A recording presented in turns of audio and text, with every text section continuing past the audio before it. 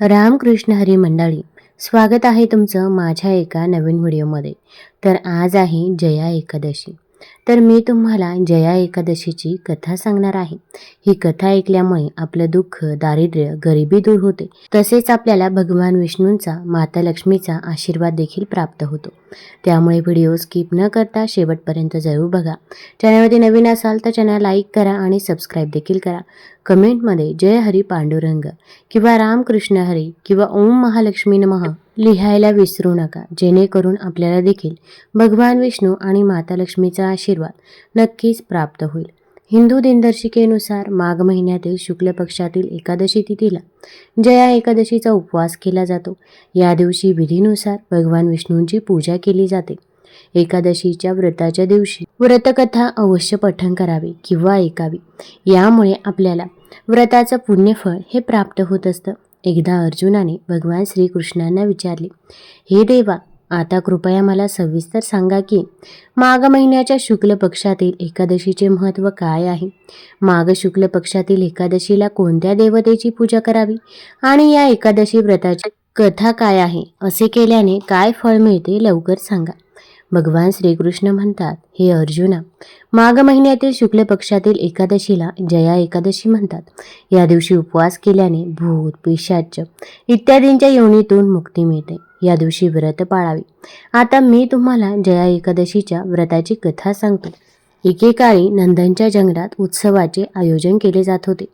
या उत्सवात देवता, ऋषीमुनी सगळेच उपस्थित होते. त्यावेळी गंधर्व गात होते आणि गंधर्व मुली नाचत होत्या. या गंधर्वांमध्ये मल्यवान नावाचा एक गंधर्व होता. तो अतिशय सुरेल गात असे. तो दिसायला जितका सुंदर होता तितका सुंदर त्याचा आवाज देखील होता. गंधर्व मुलींमध्ये पुष्यवती नावाची नर्तिकाही होती.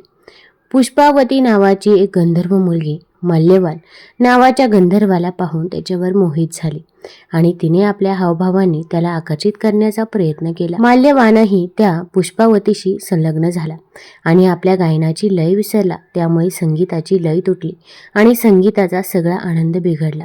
सभेत उपस्थित देवतांना ते आवडलं नाही.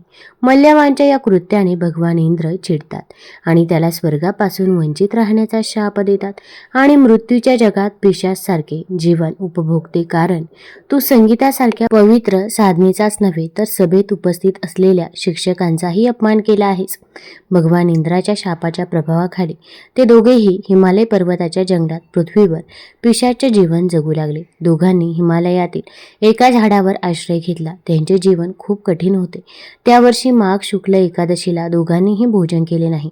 त्यांनी फळे खाल्ली. थंडीमुळे झोप येत नव्हती म्हणून दोघांनी रात्रीचे जागरण केले. कडाक्याच्या थंडीमुळे दोघांचा मृत्यू झाला.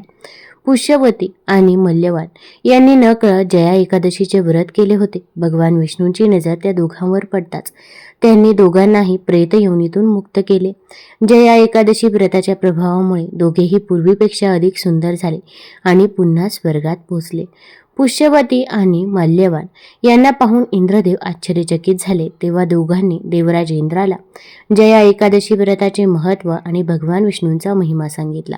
हे जाणून इंद्रदेवही आनंदित झाले आणि त्यांनी दोघांनाही पुन्हा स्वर्गात राहण्याची परवानगी दिली. अशा प्रकारे जो जया एकादशीचे व्रत करतो त्याला नीच योनीतून मुक्ती मिळते आणि त्याच्या दुःखांचा देखील नाश होतो. म्हणून आपण सर्वांनी देखील जया एकादशीचे व्रत करावे आणि जर तुम्हाला व्रत करणे शक्य नसेल तर आपण भगवान विष्णूंची पूजा सेवा अवश्य करावी. तसेच जया एकादशीची कथा देखील ऐकावी. दिवसभरामध्ये आपल्याला जेवढ्या वेळा शक्य होईल तेवढ्या वेळा ओम नमो भगवते वासुदेवाय या मंत्राचा देखील जप करावा. विष्णू सहस्रनामाचे पठण करावे. यामुळे भगवान विष्णूंचा आशीर्वाद आपल्याला प्राप्त होतो. तसेच याच दिवशी पंढरपूरमध्ये भक्त पुंडलिक उत्सव देखील असतो. तर त्याची देखील मी कथा सांगणार आहे. त्यामुळे व्हिडिओ स्किप न करता शेवटपर्यंत जरूर बघा. कमेंटमध्ये एकदा जय हरी पांडुरंग किंवा रामकृष्ण हरी जरूर लिहा. पंढरपूर हे भीमा नदीच्या अर्थात चंद्रभागा नदीच्या काठावर बसलेले वारकऱ्यांचे तीर्थक्षेत्र म्हणून प्रसिद्ध आहे. 8 प्रवेशद्वार असलेल्या या मंदिरात आषाढी एकादशीला विठ्ठल भक्तांची मांदियाळी असते. या तीर्थक्षेत्राच्या विशेष महात्म्यामुळे याला दक्षिण काशी असे संबोधले जाते आणि विष्णूचा अवतार मानल्या जाणाऱ्या विठ्ठलाला अवघ्या महाराष्ट्राचे कुलदैवत असे म्हणतात. महाराष्ट्रातील वारकरी आणि कर्नाटकमधील हरिदास हे सारख्याच भक्तिभावाने येथे येत असतात. यामुळे प्रादेशिक संस्कृतीचा समन्वय आणि मराठी कानडी सामंजस्याचा दुवा साधला जातो. आषाढी एकादशीला येथे मोठी यात्रा भरते. या यात्रेसाठी महाराष्ट्रातून तसेच बाहेरील राज्यातून वारकरी पायी दिंडीत येतात. स्कंद पुराणातील श्री विठ्ठल स्वराजमध्ये पंढरपूरच्या विठ्ठलाचे विश्वव्यापकतेचे वर्णन केले आहे. त्यात भक्तवत्सल्य पांडुरंगाची आणि त्याचा भक्त पुंडलिक याची कथा सांगितली जाते. लोहदंड नावाच्या एका खेडेगावात जालूदेव नावाचा एक विद्वान ब्राह्मण राहत होता. तो अत्यंत सज्जन आणि सदाचारी होता.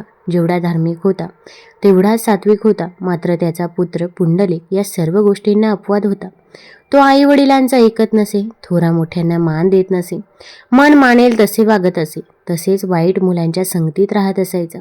असे अनेक दुर्गुण पुंडलिकाच्या स्वभावामध्ये होते. त्यामुळे त्याच्या आई वडिलांनी असा विचार केला की त्याचे जर लग्न केले तर बायकोच्या दबावाखाली त्याच्या स्वभावामध्ये परिवर्तन होईल. परंतु त्याचे लग्न लावून दिल्यानंतर सगळे उलटेच झाले. पुंडलिक पूर्णपणे पत्नीच्या आहारी गेला होता. पुंडलिकाला स्वतःच्या सुखापुढे कोणाचीच आणि कशाचीच पर्वा वाटत नव्हती. तो आई वडिलांचा फार राग करू लागला होता. एके दिवशी पुंडलिकाने आपल्या नशिबाला दोष देत या सर्व दुःखांपासून मुक्ती कशी मिळावी या चिंतेत विचार करत बसलेल्या पुंडलिकाला घराबाहेर काहीतरी गडबड गोंधळ ऐकू आला. काय चाललं आहे हे पाहण्यासाठी पुंडलिकाचे आई वडील घराबाहेर आले. पाहतात तर काशी यात्रेला निघालेल्या भक्तांचा एक समुदाय गावात मुक्कामासाठी आला होता. त्या समुदायामध्ये म्हातारी माणसे तसेच तरुणही होते. तरुण मुलं आपापल्या म्हाताऱ्या आईवडिलांची सेवा करत होते. पुंडलिकाच्या आईवडिलांना त्यांचा हेवा वाटला, परंतु आपल्या नशिबी असे सुख नाही अशा विचाराने ते दुःखी झाले. त्यानंतर मुकाट्याने ते घरात आले. पुंडलिकाला यात्रेची आणि यात्रेकरूंची माहिती मिळाली होती. काशी यात्रा केल्यावर पुण्य लाभते, सगळी पापे धुतली जाऊन मुक्ती लाभते असे सगळ्यांच्या चर्चेतून त्याला माहीत झाले. मग तो त्या यात्रेकरूंना जाऊन भेटला. काशी यात्रेबद्दल त्यांच्याकडून त्याने माहिती घेतली. त्यांच्यात सामील झाल्यानंतर त्यांच्यातील सर्व चर्चेमुळे पुंडलिकालाही काशी यात्रेसाठी जावेसे वाटले. तसेच त्याची बायकोही यात्रेला जाण्यासाठी तयार झाली. त्याच्या आईवडिलांनाही खूप आनंद झाला. धूर्त आणि लंपट पुंडलिकाने लोकनिंदा टाळण्यासाठी आईवडिलांसह काशी यात्रेला जाण्याचे ठरवले. सर्वजण काशीला निघाले. त्या काळी यात्रा प्रवास पायी करावा लागत असे. वृद्ध माणसे प्रवासात थकत असायचे. चालत असताना पुंडलिकाची तरुण बायको सुद्धा फार थकली. तेव्हा पुंडलिकाला आपल्या तरुण बायकोला आपल्या खांद्यावर घेतले आणि आईवडिलांच्या गळ्यात दोऱ्या बांधल्या आणि त्यांना तो ओढत ओढत चालू लागला. परंतु पुढे मात्र त्याच्याबरोबरच्या लोकांची आणि पुंडलिकाची चुकामुक झाली. पुंडलिक रस्ता चुकला आणि तो काशी क्षेत्राच्या दक्षिणेकडे असलेल्या कुकुर स्वामींच्या आश्रमाजवळ पोहोचला. जेव्हा पुंडलिकाच्या लक्षात आले आपण रस्ता चुकलो आहोत, तेव्हा त्याने कुकुर स्वामींना विचारले, काशीकडे जाण्याचा रस्ता कोणता आहे? स्वामी त्याला म्हणाले, मला काशीचा मार्ग माहीत नाही, मी तिथे कधीही गेलेलो नाही. पुंडलिकाने स्वामींची थट्टा करत म्हटले की तुमच्यासारख्या पवित्र व्यक्तीने तर काशीला जायलाच हवे. स्वामी शांत मनाने पुंडलिकाला म्हटले की आजची रात्र इथेच मुक्काम करा, उद्या सकाळी गावात काशीच्या रस्त्याची चौकशी करू.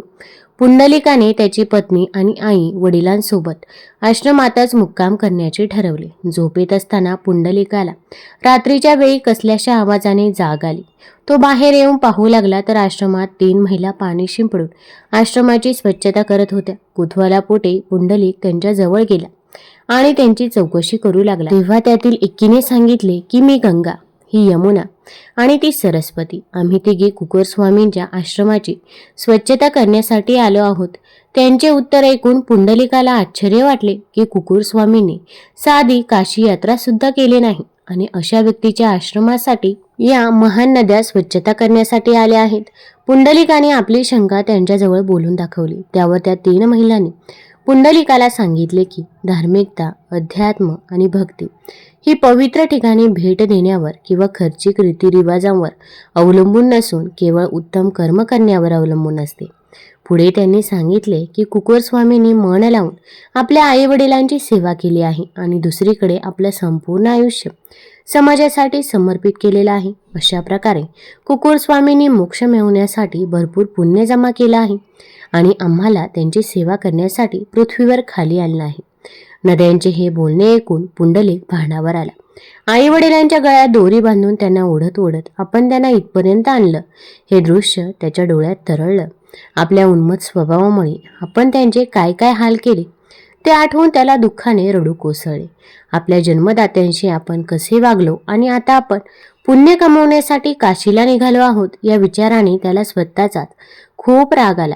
आपण दृष्ट आहोत, पापी आहोत असं वाटून तो स्वतःला दोष देऊन रडू लागला. तीनही नद्यांनी त्याचं सांत्वन केलं आणि माता पित्याची मनोभावी सेवा करून सुखी हो असा आशीर्वाद देऊन त्या अदृश्य झाल्या. डोळे पुसत भानावर आलेल्या पुंडलिकाने लागलीच आपल्या माता पित्यांकडे धाव घेतली. त्यांचे पाय धरून तो वारंवार त्यांची क्षमा मागू लागला.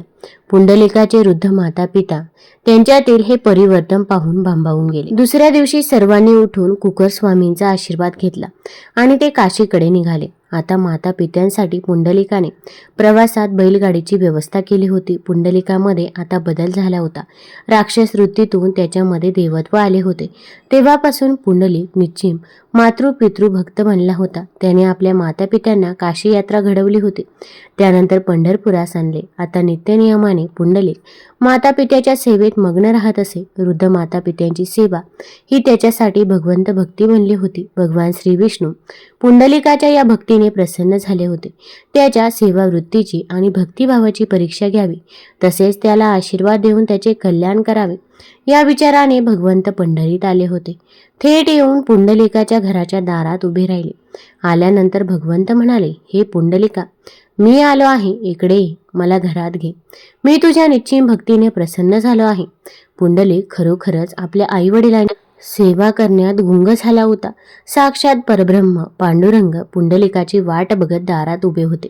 तरीही त्याच्या स्वतःतला पुंडलिक उठला नाही. त्याने सुहास्य वदनाने भगवंताला जागेवरूनच विनम्र अभिवादन केले. सेवेचे व्रतही मोडता येईना आणि भगवंताच्या गृहस्थ स्वागताचा धर्मही पाहता येईना अशी अवस्था पुंडलिकापुढे झाली होती.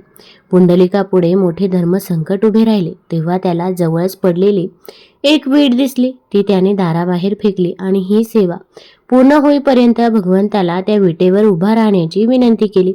पांडुरंग पुंडलिकाच्या सेवेप्रती असलेल्या निष्ठेवर प्रसन्न झाले आणि तिथेच त्या विटेवर उभे राहिले. थोड्याच वेळात आपल्या मातापित्यांना गाढ झोप लागली आहे हे पाहून त्यांना वंदन करून पुंडलिक पांडुरंगाजवळ गेला.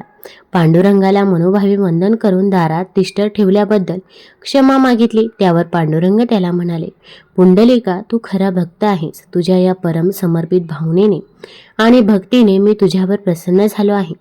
मी परीक्षा घेण्यासाठीच इथे आलो होतो आणि तू त्या परीक्षेत उत्तीर्ण झाला आहे.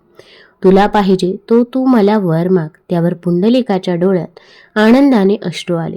तो अतिशय भक्तियुक्त अंतकरणाने म्हणाला, देवा, मला माझ्या प्रपंचासाठी काही नको. मला फक्त तू हवा आहेस. आता जसा तू उभा आहेस तसा सतत तुझ्या भक्तांसाठी इथे उभा राहा आणि त्यांना तुझे परम पवित्र दर्शन सतत घडू दे. त्यावर पांडुरंग तथास्तु म्हणाले. तेव्हापासून परब्रह्म पांडुरंग कमरेवर हात ठेवून विटेवर उभे राहून 28 युग भक्तांना दर्शन देत आहेत. पुंडलिकामुळेच अमृताचा हा ठेवा भक्तांच्या हाती लागला आहे. त्याचे पाय समचरण आहेत. सर्वांकडे पांडुरंग समतुल्य दृष्टीने पाहतात. त्याच्या चरणी जो लीन होतो तोही समत्व दृष्टी प्राप्त करतो. धन्य तो पुंडलिक आणि धन्य त्याची मातृपितृ भक्ती. पंढरपूरमध्ये 12 महिने महाराष्ट्रातील आणि लगतच्या राज्यातील असंख्य संख्येने भाविक विठुरायाच्या दर्शनासाठी येतात. आषाढी आणि कार्तिक वारीसाठी राज्यातील विविध ठिकाणी संतांच्या पालख्या निघून वाखरी येथे जमतात. आषाढी एकादशीचा उत्सव सर्वात मोठा असतो. परब्रह्म पांडुरंग दर्शन आणि भक्त पुंडलिक मातृपितृ भक्ती हा आदर्श येथे येणाऱ्या भक्तांच्या मनात नेहमीच घर करून राहतो. आता आज आहे जया एकादशी. पौराणिक कथेनुसार हा दिवस खूप शुभ मानला जातो. भगवान श्रीकृष्णांनी या व्रताबद्दल युधिष्ठिरांना सांगितले होते की हे व्रत केल्याने ब्रह्मदेवाच्या हत्येसारख्या पापांपासून मुक्ती मिळते. हे व्रत पूर्ण भक्तिभावाने पाळल्यास त्याला भूतप्रेतांचा त्रास सहन करावा लागत नाही असेही मानले जाते. राजा हरिश्चंद्रानेही जया एकादशीच्या दिवशी उपवास करून आपल्या जीवनातील घटना आत्मसात केल्या होत्या. तुम्हाला जर ही कथा आणि ही माहिती आवडली असेल तर चॅनल लाईक करा, सबस्क्राईब करा आणि आपल्या मित्रपरिवारासोबत जरूर शेअर करा. धन्यवाद.